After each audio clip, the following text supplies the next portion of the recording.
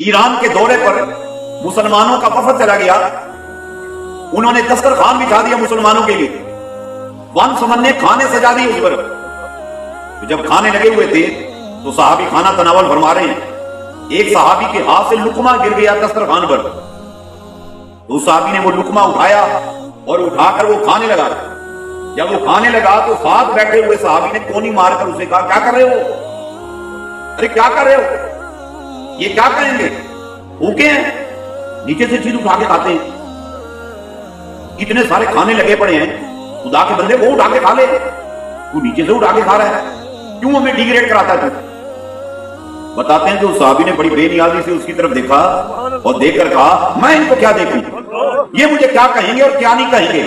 ارے مجھے ان سے غرض نہیں ہے، مجھے تو اپنے نبی سے غرض ہے کہ میرے آقا نے فرمایا کہ جس کے ہاتھ سے لقمہ گر جائے اگر وہ اسے اٹھا کر کھا لے، فرمایا رب کریم خوش ہو کر اسے خوبصورت اولاد عطا فرما دے گا۔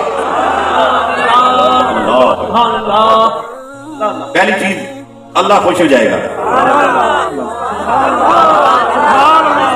لقمہ اٹھا کے کھایا، اللہ خوش ہو گیا، پہلی چیز۔ اور دوسری چیز اللہ کریم اولاد دے گا، کیا دے گا؟ اولاد دے گا۔ 100 پیروں کے دیے ہوئے تعویذات کا اثر ایک طرف، میرے نبی کے ایک فرمان پر عمل کا اثر ایک طرف ہے۔ میرے آقا نے فرمایا اولاد دے گا تو دے گا، دے گا تو بولو بولو دے گا۔